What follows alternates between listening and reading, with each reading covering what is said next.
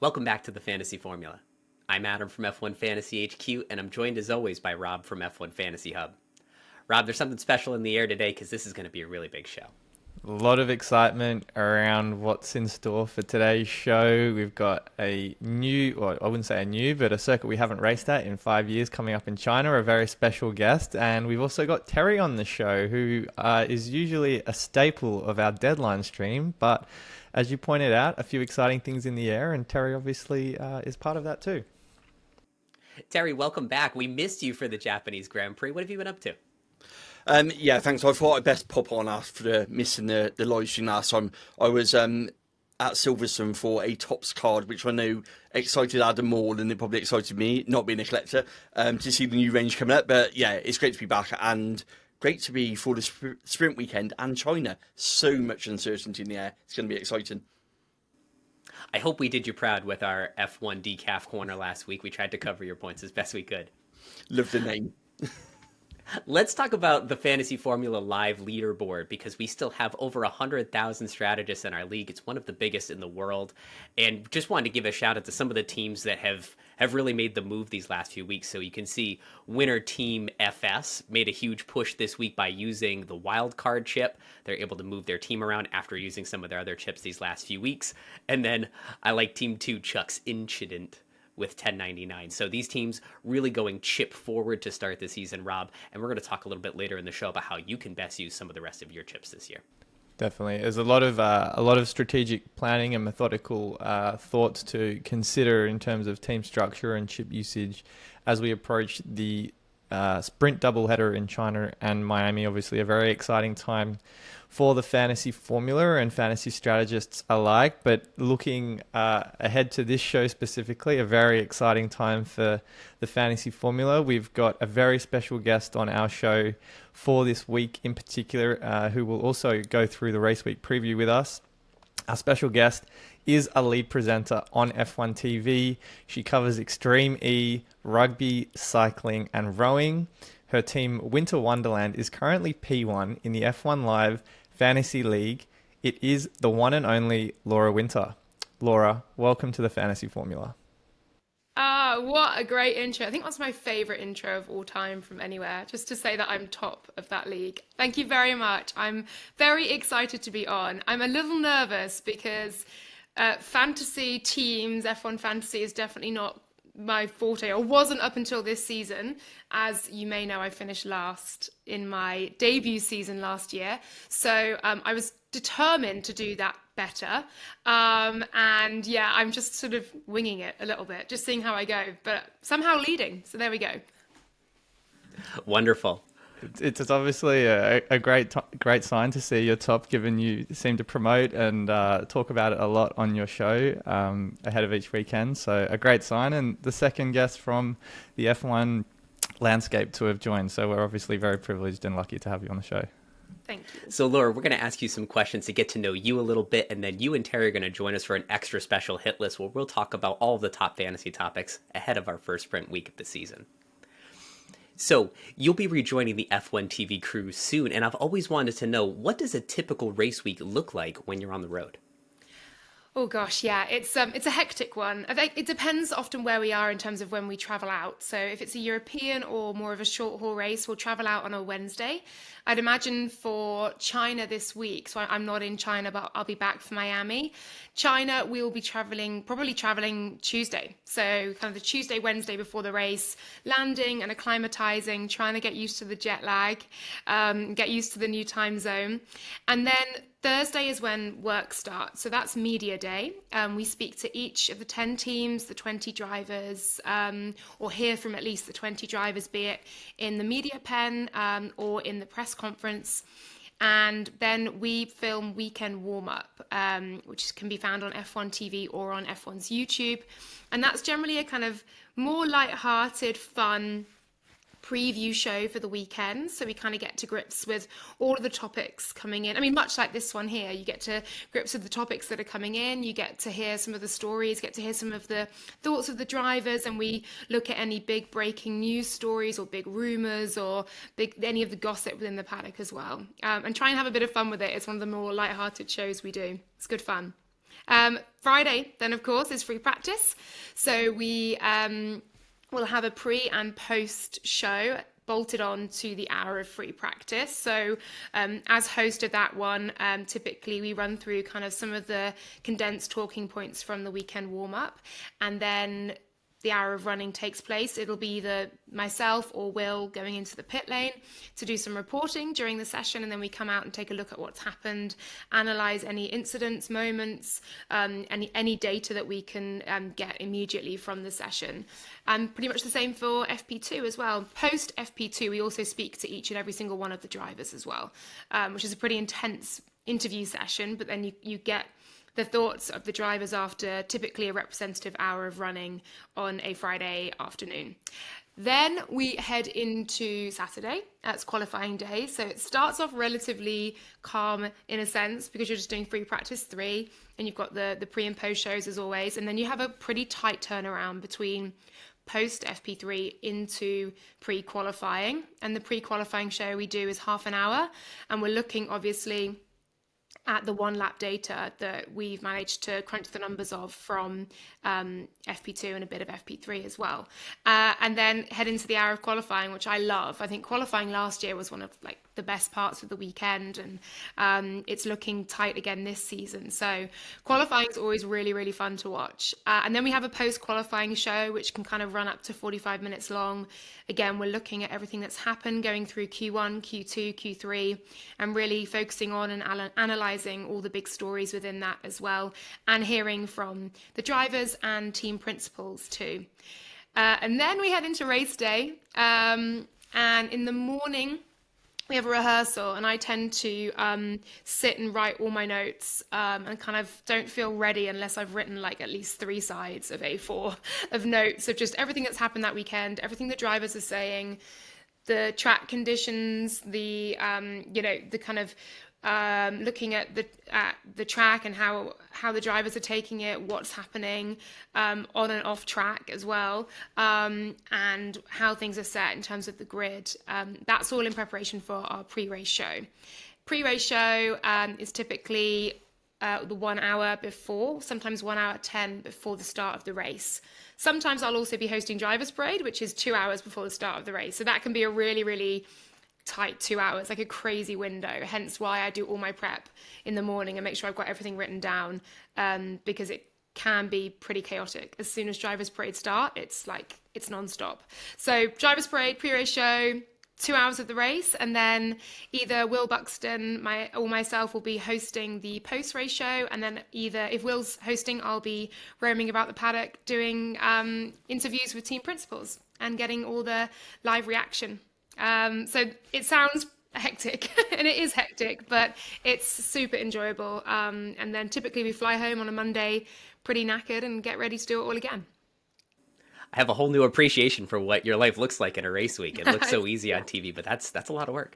Yeah, and I do a lot of prep, and I feel the need to do a lot of prep because I'm still relatively new to Formula One. Like every day I learn something new when I'm in that paddock. And so I'm a bit of a sponge anyway. I'm a bit of a nerd anyway. I love learning and I love writing everything down. And you'll always see me sort of scribbling down all my notes. So I kind of pride myself in doing that and making sure that I'm doing justice to whatever sport I'm covering, but certainly in Formula One, there is so much to look at. There is so much to dissect and analyze. So yeah, preparation is key for me. It certainly makes the preparation for our show look in stark contrast to what, say, you would have with pages and pages of notes. But it's, as Adam said, it's quite impressive the amount of work that goes into preparing for a race weekend. If I could just rewind quickly back to a point you made before around the pre-race show and the gossip and the rumours in the driver market and such. Obviously, this is going to be a very big season for a number of drivers on the grid. It seems to be the flavour of the week. Every time we get to a new track in the silly season, that's going to no doubt ramp up. Obviously, we just saw Fernando Alonso re-sign with Aston Martin. Do you have any bold predictions for drivers or teams this year and into next year based on what we've seen through 4 races? Well, Carlos Sainz has got to get a seat somewhere, right? Like, there's no way that a driver of that caliber, who is in the form of his life and is one of the best drivers on the grid right now, will end up without a seat, or even end up in a seat in one of the teams who are currently kind of P5 or below. I don't think he's going to be going to Sauber next year. I just don't see how that can marry up. I wouldn't be surprised if we see Carlos Sainz at Mercedes. I've seen rumors online that says he's already signed for Mercedes, and obviously you have to take everything you read online with a pinch of salt, but I think it's not even a very bold prediction to say that he's got to be at one of the top teams, right? And I wonder whether Ferrari are beginning to pinch themselves a little bit that they got rid of Carlos Sainz. I really felt at the end of last season as well, from kind of Monza onwards, that he was in this incredible form. And I think one thing that impresses me so much about Carlos is his racecraft is astonishing. I can't really remember in recent times, take Vegas out the equation, where he's had a big mistake or a big shunt, he just seems to be, he drives impeccably. You look at Monza when he was toe to toe for a podium with Charles Leclerc on Italian soil, and he's inch perfect. He battles like so incredibly well. So I think we'll see him we're going to see him somewhere on the grid for sure. I'd imagine it's going to be one of those top teams, and I think Mercedes is the one that's being touted at the moment, but who knows? My question, Laura, is a bit more tech related. Something we've introduced this year to the show is the Tech Corner, where we bring all of the updates to the cars, because one, it keeps everyone informed of what's going on, and two, it's really important to lock in those fantasy formula points as well and see what's going on. So I suppose we're 4 races in, we've had pre-season testing, and my question is more around, we saw last year Aston Martin made some monumental gains, McLaren, another team around Silverstone. Do you think that any of the teams are going to make the same sort of gains that these two teams made, or do you think that we're seeing this sort of plateau of everyone's got used to the regulations now, we're going to see smaller gains? It's a really good question. Aston Martin made that huge leap over the winter, didn't they? That was super impressive. And then McLaren kind of made the same leap through the season as well. I think Ferrari have taken on a pretty big step over the summer. Over the winter. Lando Norris was saying that McLaren have still taken a step on, but Ferrari have just leapfrogged them. So I think they were a team certainly who have really pushed on. And I don't think the gap is as big as they maybe anticipated to Red Bull.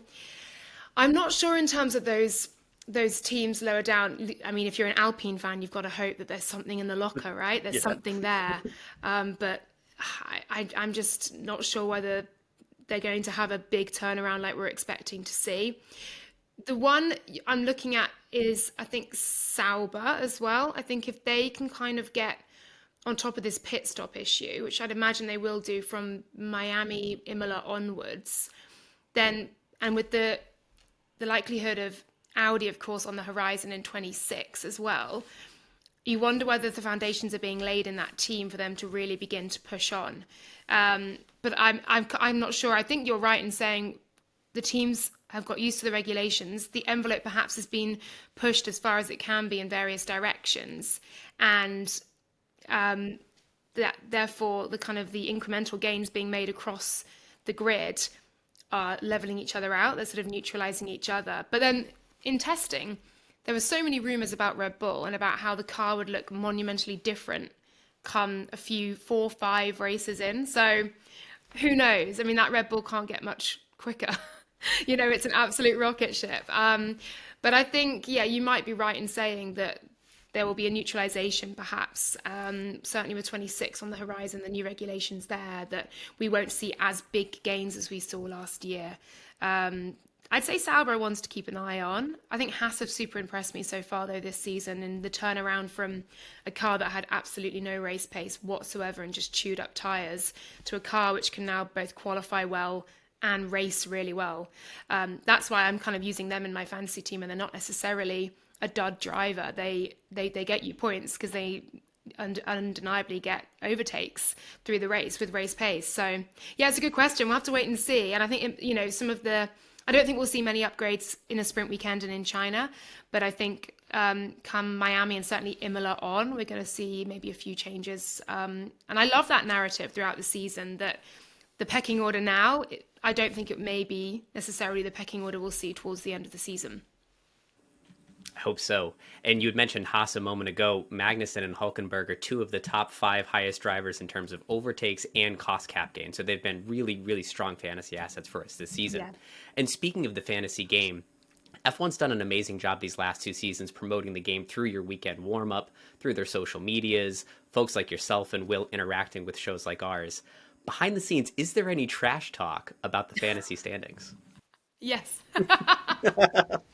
Yeah, no, absolutely there is. Yeah, there is. And I think people are furious. I'm going to call out the likes of Lawrence Barretto, Jolyon Palmer, that I have had such a turnaround this season from dead last to top of the league. Alex Brundle tried to get involved, and I was like, you just tripled way too soon, and you've since left Ollie Behrman in your team for the last 3 races. So he doesn't have a clue what he's doing. I'm going to put it out there right now. Chris McCarthy is, I haven't really chatted much to him. A little bit of online chat, a little bit of an online dig. But he's sort of slowly but surely making his way up there. Will Buxton is, he's doing terribly, isn't he? Let's be honest. He's doing terribly. But I know you guys helped him out, right? You kind of steered him in the right direction. So, but there is a bit. Sam likes to get involved because him and I were locked in this battle for P5 for not to finish last season. So he likes to give me a bit of stick. But yeah, at the moment I'm top of the pile. So most of the bad chat's probably coming from me, to be honest. That's amazing. And I want to talk about that a little bit more because you're off to such an incredible start.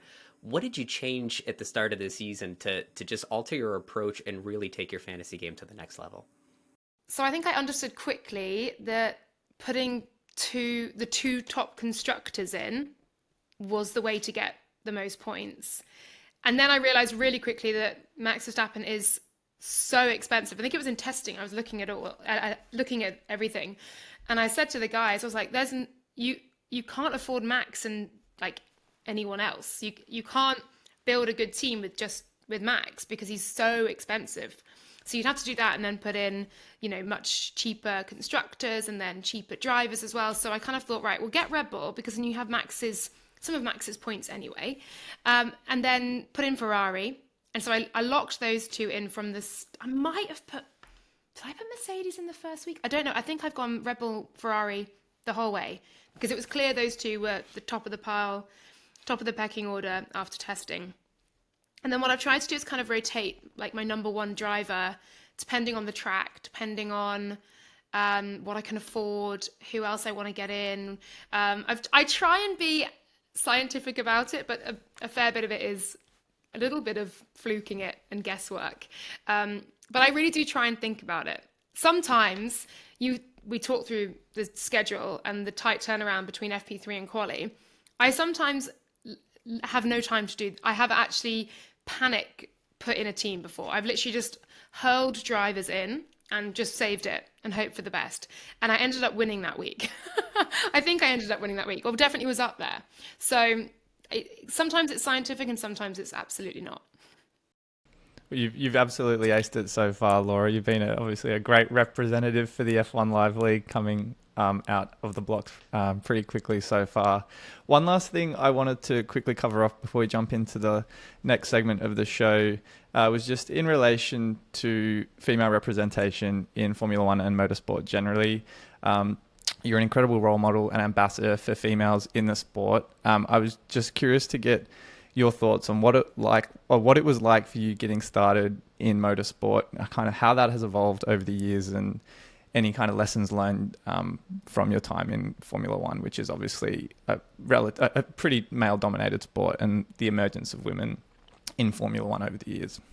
Oh, thank you very much, firstly. So I started sort of working in international sport back in 2011. My first job out of university was in comms and social media, and then I did a couple of years of journalism, and then I did 4 years of smaller presenting and hosting work before stepping into motorsport. So I had a lot of experience in international sport, in journalism and in presenting relatively, but had no experience in motorsport. And it was never something that I was ever disinterested in or didn't like, but it was never something that I saw as a pathway for me. And so it's one of my big key lessons is just always say yes, always be open to new opportunities and new challenges, because you just never know where they may take you. But make sure if you do say yes that you're ready for them. So I was offered 4 rounds of World Rallycross back in 2019 and I said yes, and then Googled what is Rallycross, and then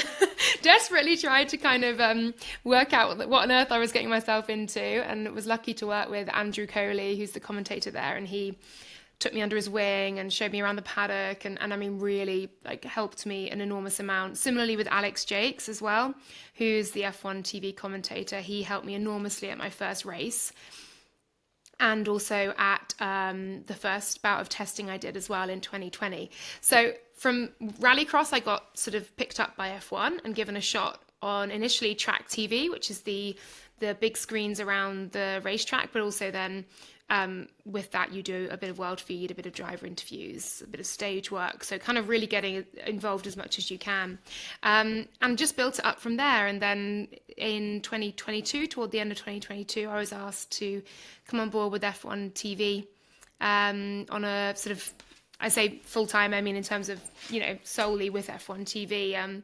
And yeah, I haven't looked back. It's been the most incredible journey, and I absolutely love it. And I am now just completely obsessed with F1, which is something I never thought I'd say 5 years ago. But I love it. As I said earlier, I'm learning all the time as well. I know I haven't come from a petrolhead family and haven't, been watching it since I was 4 years old. So I love the fact that, even now, way out of school, way out of university, I'm still learning so much all the time. I think it's so good for your brain. And I'm not afraid to ask stupid questions either. The gang that I work with, I'm so lucky that they are such brilliant blokes. Most of the the people I work with in F1 TV on the presenting side are guys, and they never look at me as a woman, or they never see my gender first. It's not even a thing. It's not even mentioned. It's just, I'm one of the gang, and I ask stupid questions all the time. There's kind of no ego there. I know that I have more to learn, and I ask those questions of the guys. I think more widely within the paddock, you're seeing far more women in brilliant roles. I'd love to see more women in leadership roles as well, be it internally within teams, be it on the pit wall, be it within organizations as well. It's brilliant we have female representation on camera, behind microphones, but I'd love to see it more in organizations as well, at sort of top level of management. I think that's the next step on. The paddock is overall an incredibly friendly place to be a woman, and there are some wonderful women and brilliant men in there as well who make it a very welcoming, safe and good place to be working, for sure. But it's not without its downfalls, and I think social media can be incredibly cruel, and my gender is the first thing that would be attacked if there is something that someone doesn't agree with, perhaps I've said, or something I may have got wrong, because of course we all get things wrong, we're all human. My gender will be the sticking point. That will be the point of attack, rather than simply disagreeing or correcting me. It'll be, we told you women shouldn't be in the sport. It's that kind of rhetoric. But you just learn to live with that, unfortunately, and don't give it the time or the space. So no, overall it's been, it's a real privilege to be in that paddock and to be so as a woman as well, and to be able to, I hope, show that it is a space and a good space for women to excel in as well. Yeah, your sign off for the Saudi Arabian Grand Prix for International Women's Day was very inspiring, and I'm sure there have been a lot of existing and new Formula One fans that have obviously taken that, and it's just a very exciting time, I think, for Formula One to see so many more women, creators, journalists. My girlfriend's a journalist, and I'm continually impressed and proud of the work she does for Formula One. So it's just great to see the emergence and the continual growth of women in motorsport, because I think we've only got one way to go, and I think that's up. So great work, and keep doing what you're doing, because it's obviously incredible. Thank you so much. And also, I think, well, correct me if I'm wrong, but I kind of feel like typically fantasy teams and F1 fantasy perhaps isn't necessarily seen as something that women get involved in as much. Because I certainly haven't really done fantasy anything up until the last couple of years. I think I did fantasy Six Nations rugby and then F1 fantasy. But I'm so competitive. I don't know why I haven't done it before, because it's so much fun. And when you're watching the race, it gives you an added something to kind of get your teeth into. Certainly if I'm not working, I'm sitting at home like a fan, like a lot of the people listening. And I love the fact that if I've backed a driver in my team and made a bold call, there are points riding on it, and you get kind of more involved as a result. But I think it's cool, and it certainly felt, F1 fantasy world has felt like a welcoming space as well for women. So I'm very happy to be top of my league and to be a woman to do so as well. And we actually got some news this morning. There was a press release from F1 touting a new mini league that we'll talk about when we get to the hit list. But they talked about some of the demographic changes in the game, and women are participating 6% more than they did last year. So there is a growth of women in even our little corner of the F1 universe. Love that. That's exciting to see too. Yeah, that's amazing. Great stuff. Great news. All right, let's move on to an extra special edition of the hit list, because we're going to talk about the biggest topics ahead of our first sprint weekend of the season. And I encourage all of you to participate and make this a real roundtable. And our first topic today is, we have a big decision to make. All 4 of our teams can now afford Max, Red Bull, and Ferrari. So do we make this move to a safer high-end build, or do we stick with our Ferrari, Lance Stroll, Haas drivers with a cost cap build? What thoughts do you all have on that? I'll start, but I'll obviously open the floor to Terry and Laura as well. It's I think a pretty critical juncture at this point in the season for fantasy teams, because as you pointed out earlier, Adam, we all can at this point now afford Max with Red Bull and Ferrari. That obviously means we're left with what I like to call the scraps of the fantasy landscape in the Sauber drivers and Williams, which is maybe not all that fair, but at the same time, it is representative of what they've delivered so far through 4 races. On the contrary, if you decide to not go with Max, then you're left, or you can pivot towards what we have at the moment, which is a Perez / Leclerc / Sainz lineup with Lance Stroll, Haas drivers, etc. And I think now that we're moving into the sprint race weekends, where there's more points on the table with the sprint race, it is a bit of a dilemma that we're all faced with. I can't say with any certainty I've landed on a team, but I think there is certainly a convergence towards that Max Verstappen lineup, just because of the fact that if you can get him into your team without compromising on the constructors, as Laura correctly pointed out, which can be such a great source of points, it seems silly not to go towards them. Obviously, though, it comes with its pitfalls with Sauber and Williams, which are dealing with a few gremlins of their own in the garage. Agreed. And we talk about the benefits of having such high-end drivers on your team.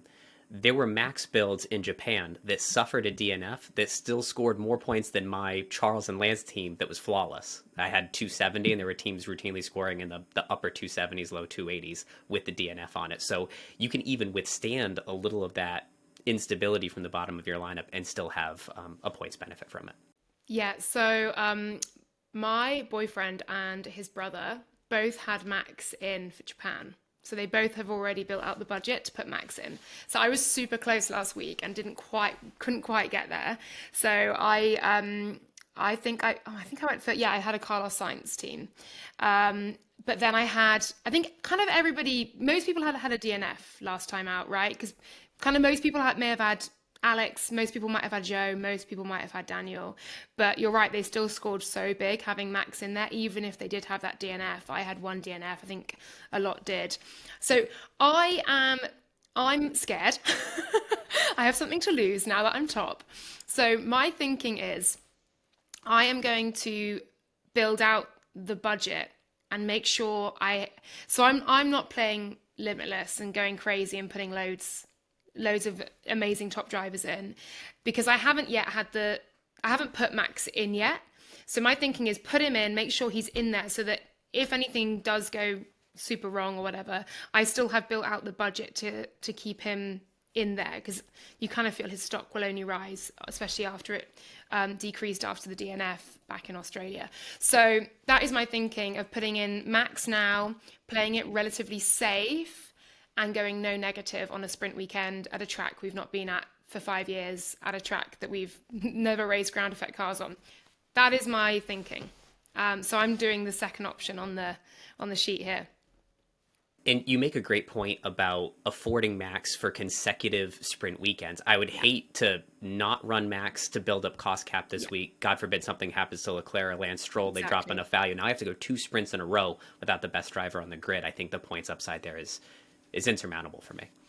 That's, exactly my thinking. So I'm thinking no negative in China, and then maybe limitless in Miami. I don't know if that's wild. I don't think it's wild at all. Sorry, Terry. I've got an update news that might change your thinking. Oh no, Let's hear it. So Haas are bringing updates to both China and Miami, but they're doing one driver at a time. So Kevin Magnussen will get them for China, and then Nico Hülkenberg will have them for Miami. The reason they're doing that is in case they damage one of the cars, they don't have to take out a part for me to fix it, which is what we obviously saw with Logan Sargent to Williams. So they're only giving it to one driver at a time. So Kevin Magnussen's first on the list for this weekend, and then Nico Hülkenberg is next on the list for Miami. Terry, excellent news update. I'm just going to... Laura's going to her team right now to see how we can get K-Mag in. I literally am going to... I'm like, right, quick. Let me just see. Because I'm pretty sure I was planning to run like the 2 Williams drivers. 2 Williams, 1 Sauber and a Haas. But I think the Haas was going to be Nico Hülkenberg. So... Yeah. So it might just sway that Haas one. And the other update that we know of is obviously Daniel Ricciardo's taken a new chassis for Visa Cash Out, but they don't think there's much performance in that at all. It's more a plan change rather than that side. Okay. Interesting. And Yeah. Laura, you started talking a bit about the chips, and there are so many chips on offer this weekend, especially because there's a third scoring event with the sprint race, and I want to walk through with all of you some of the options and maybe get your take on which ones stand out and which ones might be better to save for later. One that stands out is one I wouldn't use this week is the 3x DRS boost, because while it's obvious to put the 3x boost on Max, get all those points, the 2x boost then moves to your second best driver. So if you can afford Max, the only way you can get a second top-tier driver in your team is to really sacrifice the constructors. And Laura mentioned a little while ago, that's how her team got to the top, was really starting with a foundation of good constructors. So I would wait till later in the season when you've built enough budget to afford a Ferrari driver, or perhaps if McLaren starts getting a little bit better, save that chip for later in the season. Yeah, definitely. It is very tempting to use it at a sprint race weekend because that is where we can score the most points most race weeks. But agreed, Adam, that it's probably worth waiting. And using Limitless is probably more of an opportune time in the next few sprint races, China, Miami, even perhaps Austria, if you have the patience to wait until then, just because the longer we go in the season, the more budget we're obviously going to build up. And say by the time Circuit of the Americas rolls around, which I believe is the 4th sprint, we should be able to afford Red Bull, Ferrari, Max and Checo, which kind of dilutes the driver pool and that variance you have against those that are not using the Limitless chip. So I think the plan of attack for most of us engaged fantasy players, all of us on call here today, is probably use Limitless sooner and extra DRS boost later. Agreed. And then I just wanted to call out too, for no negative, we're going to talk in a moment about some of the changes to this track that might make it a little uncertain this weekend, but you can see there's some rain in the forecast for Friday and Saturday. So the little evidence we'll have before the sprint race could be impacted by rain and maybe not give us the kind of data we were hoping for to predict the rest of the weekend. There's so much jeopardy going into this weekend. It's absolutely crazy. First sprint weekend, first time back in China, add rain to the mix, sprinkle of chaos. I love it. But yeah, that's why I'm playing no negative, 100%. I think I'll probably be in a very similar boat to you, Laura, if I ultimately go down that same path, because there is just so much at stake and so many variables in play. So it's probably not the worst idea to take a more conservative approach at a track like China, which I think we'll also get into shortly around the track layout and tweaks to the circuit. And this is a good segue to our fifth gear GARMS giveaway. One lucky winner that posts the answer to this question on our fan app base will be picked during our live show to win a gift card to our sponsor. So the question is, are you using a chip this weekend? If so, which one? So we've heard from Laura that she plans on using No Negative. I'm leaning toward No Negative myself, so I want to hear from all of you in our fan app base. Which one are you using this weekend? Or are you saving them all? So as we consider No Negative this weekend, there are a lot of uncertainties heading into this track, particularly the schedule change for the first sprint of 2024. Terry, can you talk us through what some of those changes are and how they might impact our decision making? Yeah, so for the first sprint race, we've got a slight tweak to the sprint format. So we've got a normal FP1 session on Friday, and then we go straight into, I believe we've gone back to sprint qualifying, not sprint shootout, is the official name for it. And then that will obviously lock the cars into Parc Fermé. And then you will obviously then have the sprint race on Saturday morning. The cars are then released from Parc Fermé because by the regulations that event's finished. And then they'll be able to make some tweaks to the setup, ready for qualifying, and then the race obviously on Sunday. A couple of reasons for this. One, a lot of teams complained obviously about Austin last year being the biggest one with not being able to change setup. They knew they had an issue with the plank, couldn't change it without going to the back of the grid or from the pit lane and run the risk of it. Ended up obviously disqualification. The second part of it is just to try and just shake it up a bit and make it more of a smoother running to the format behind it, because qualifying on Friday for a race on Sunday just didn't seem to feel right as well. So there's a couple of reasons behind it. The noticeable things are, one, there's not a lot of time between the sprint race and qualifying, which will put, I'm sure, a lot of drivers on edge, especially if you're limited on parts. Williams being a prime example at the moment, I'd say, because there's not a lot of time to fix the car if there's a crash in the sprint race itself on the Saturday morning. And the other caveat to that is, even though you've got the data to make the changes, you can't run your cars on track to see if those changes have actually worked. Now, we know Mercedes are notorious for playing about with their setups. And how many times have we seen them good in free practice one? They change the setup overnight in another practice and completely sort of have a different performance in the car. So even though you can tweak the setups, you've got no on-track action to see if that setup's actually worked before locking it back in. So it is still a bit of a gamble from that point of view. And the biggest change for fantasy strategists is that lineups lock at the start of the sprint race. So previously, all we got to see was FP1. Then we had to make a snap judgment and then go right into our lineup lock. So now at least we get to see two events. And hopefully the sprint qualifying will be predictive of race qualifying and what we'll see throughout the weekend. So a very unique opportunity for us. Yeah, I think it's going to put a lot of pressure on decisions by the time sprint qualifying concludes. And as you pointed out, Adam, it sets the benchmark for performance for cars to a certain extent for the weekend. But obviously, as you mentioned, Terry, the fact that cars can make tweaks ahead of qualifying, I think, may shake things up a little bit on the Sunday if they're looking a little bit off the pace. So I think tread with caution. And that's probably another good reason why No Negative is obviously a prudent approach coming into the weekend. Laura and Terry, the lineup lock deadline's in the middle of the night for you. Are you going to stay up to watch the sprint race live and lock up your lineups right on time, or are you going to set them before going to bed? Oh, I haven't. What time is the sprint race for the UK? I haven't even. When I'm not on a race, my brain switches off into the Friday. I think it's 4 a.m. for UK. It's something really 4 a.m. Yeah, I'm sure it's something along those lines. Oh my gosh. I will have a think about that. Maybe. I actually wouldn't. Let me see if I can find what time schedule. Here you go. Race is at 8.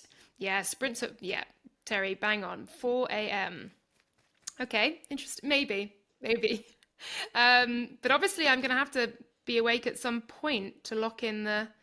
Yeah, we'll see. We'll see how the planning goes. But I'm pretty limited this week in terms of actually who I can have in my team, because if I do decide to play Max and the two constructors, so that kind of maxes out your, excuse the pun, maxes out your budget, and therefore you don't have that many options to put in other drivers. So I might be able to lock that in a bit earlier and then see how we go.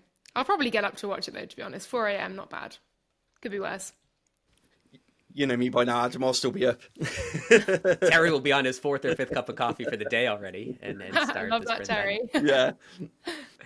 Terry, I want to go back to you to talk about the track surface. Laura mentioned earlier, we haven't raced at China in 5 years. And then we're hearing some reports about undulations in the track because it's built on some swampland. What's the latest you're hearing about that surface? And does that introduce even more uncertainty to what we'll see this weekend? It definitely is uncertainty because we're hearing conflicting over what's actually happened in Shanghai. So we know that there's been resurfacing work has gone into it. So there's definitely been sort of turn one's definitely been done. I think turn 8 was another problem area that's been done. But they're using a new technique which involves 3D modelling and smoothing out the bumps and doing it that way. It's the first time they've used this method. But what they haven't said is whether or not the whole track is done or whether or not they've used this 3D mapping to just do problem areas and redo it that way. We know that there's not a lot of racing there. It's not an area that's prone to a lot of racing. As you mentioned, the weather, the area where it's in is an industrial area. So it's going to be, if it rains, we could have what we had back in Turkey where the oils all come to the top and cause this complete ice rink. It's a lot to take into account. And we're going to have the tyres, so we know that Pirelli have gone for the middle of the road, but they haven't actually done the normal sort of inspections that they're normally used to doing. Shanghai front left is absolute nightmare on a tyre. And also you've got the tyre allocation, you're locked into the sprint race, which mandatory means that in sprint qualifying 1 and 2, you've got to run a new set of medium tyres in those 2 qualifying events as well. You're obviously free for the third part of the sprint qualifying and qualifying itself. Looking at it, 2-stop strategy is probably going to be the most likely, probably using the hard and medium tyres, not expecting to see the soft tyres for the race itself. So all up in the air, completely up in the air. Laura, it's making you and I even more certain about the no negative chip. 100%.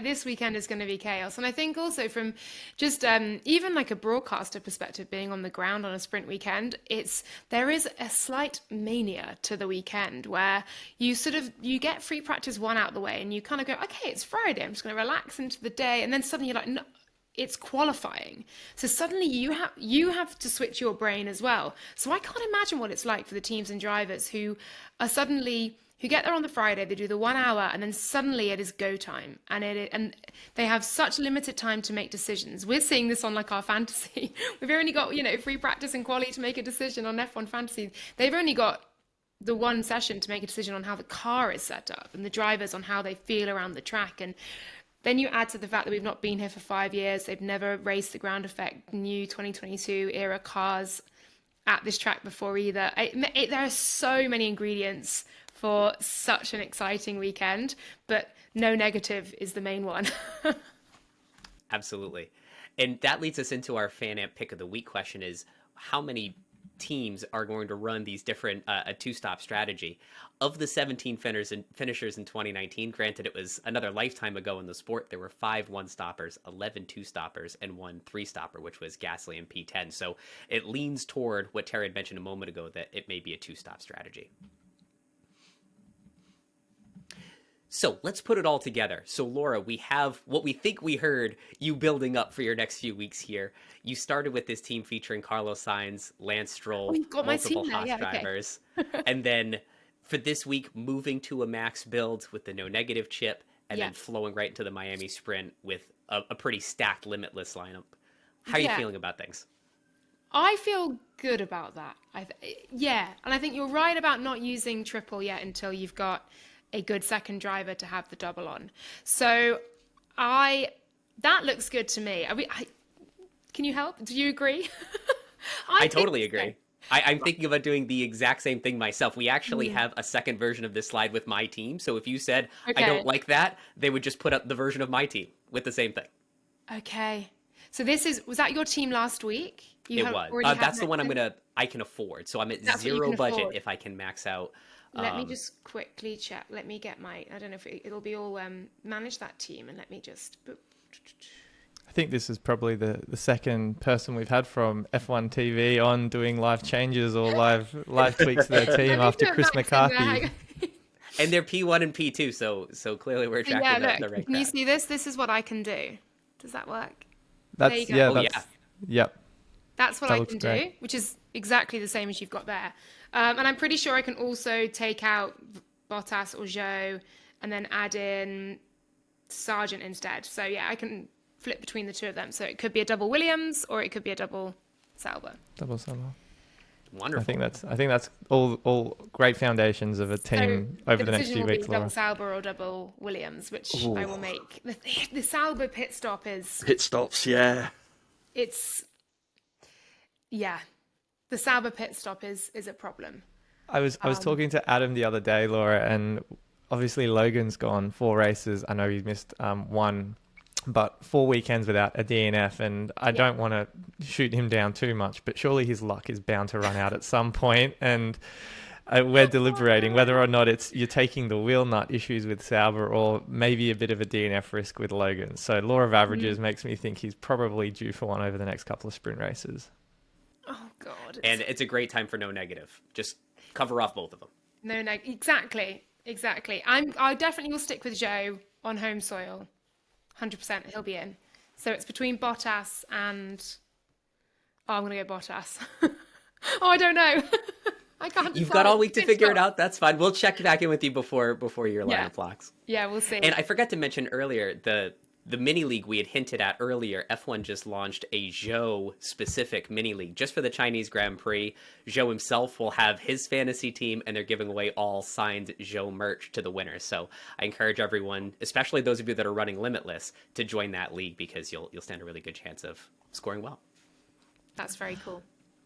Laura, we started a tradition on this show when we had Chris on with a head-to-head challenge. And so I want to challenge you to a fantasy face-off because our teams have just 1 point between them after 4 races. I have 867, you have 866.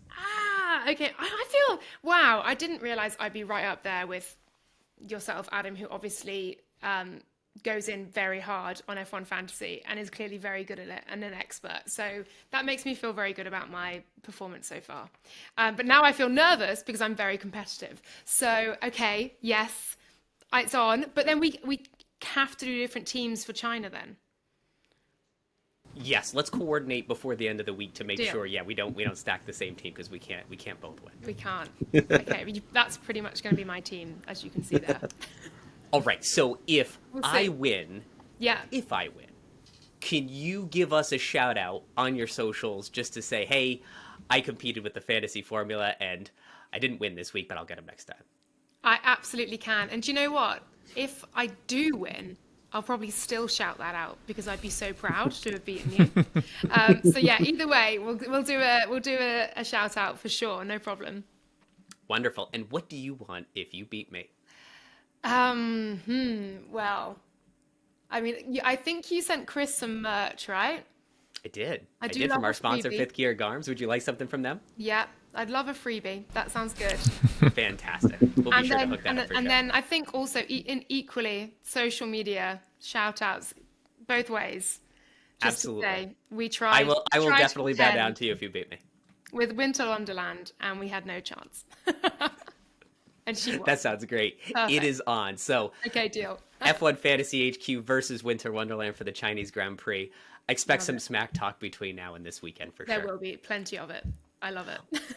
Laura, thank you so much for coming on, for your advocacy for F1 Fantasy, and just all the incredible work we do. We're all just such big fans of you, so please keep up the great work this season. Oh, thank you so much, Rob, Adam, Terry. I've learned a lot from this hour as well. And yeah, fingers crossed I win the league this year. That's the big plan. Nervous. Oh, that would be But terrific. Thank you so much for having me. I really appreciate it, guys. It's been a pleasure. We'll Thanks, be back Laura. this Friday at noon Eastern, 5 p.m.